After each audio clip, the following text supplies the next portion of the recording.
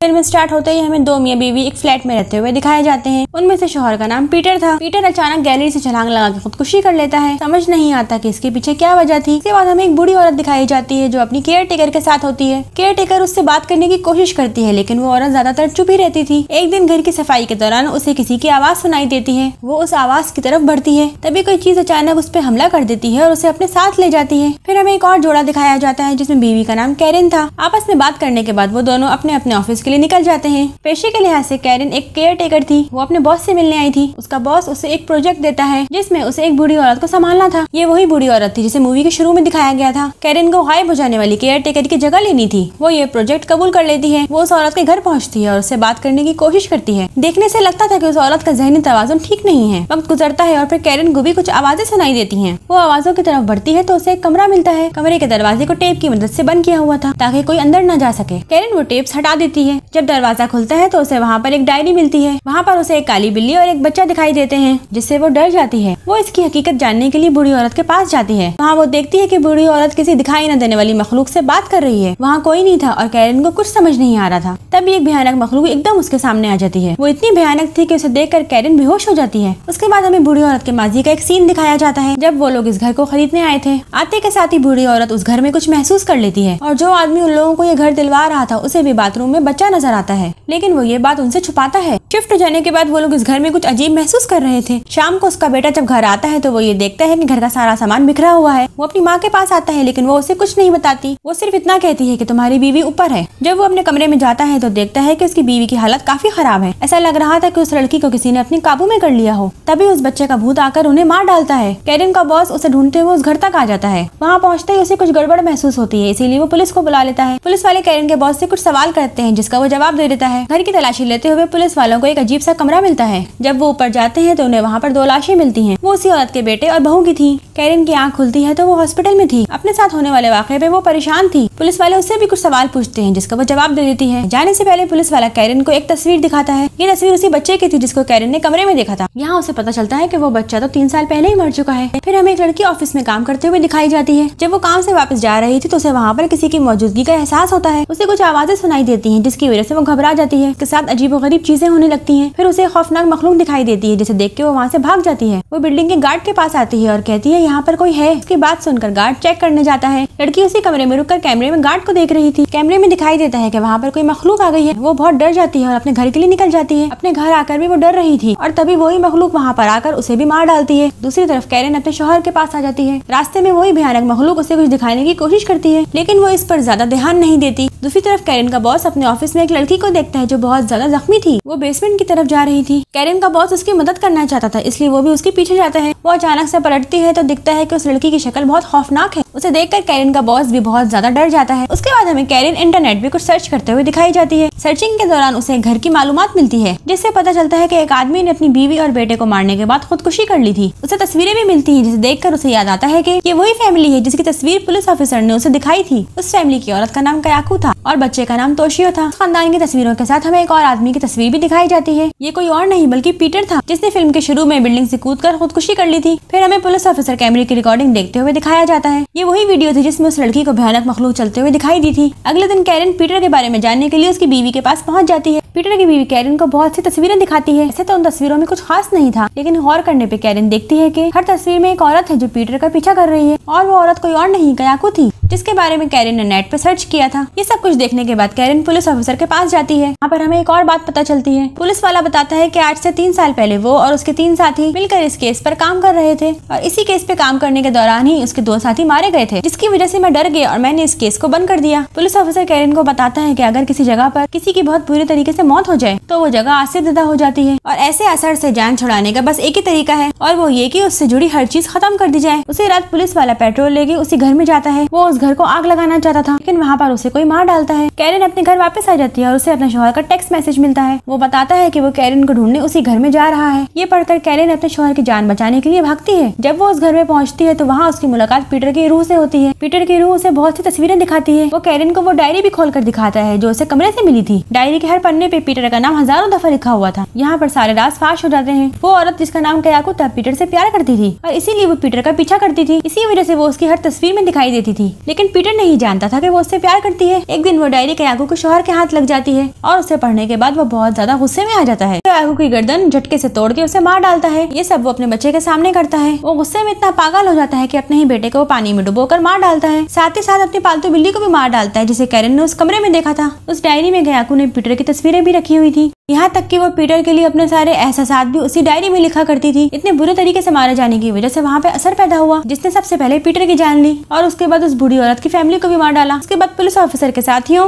और यहाँ तक कि अब खुद पुलिस ऑफिसर को भी मार डाला। और अब कैरन और उसके शौहर की बारी थी। पहले जितने लोग मारे गए वो सब इसी घर की वजह से मारे गए। कैरन अपने शौहर को बचाने की कोशिश करती है। कयाको आहिस्ता आहिस्ता उसके शौहर के पास आ रही थी। कैरन सारे घर में पेट्रोल छिड़क देती है और लाइटर जला के आग लगा देती है। उसके बाद हमें कैरन हॉस्पिटल में दिखाई जाती है। उसे अपने शौहर की लाश शनाख्त करनी थी क्योंकि आग में जलने की वजह से उसका शौहर भी मारा गया था, लेकिन किसी तरह कैरन ने अपनी जान बचा ली थी। कैरन जब अपने शौहर की लाश पहचानने के लिए जाती है तो एक बार फिर उसे वहाँ पर कयाको दिखाई देती है। इस घर से जुड़े सारे लोग मारे गए थे, लेकिन कैरन का शौहर क्यों मारा गया ये हम मूवी के सेकंड पार्ट में देखेंगे। यहाँ पर इस मूवी का पार्ट 1 एंड हो जाता है। Thank you.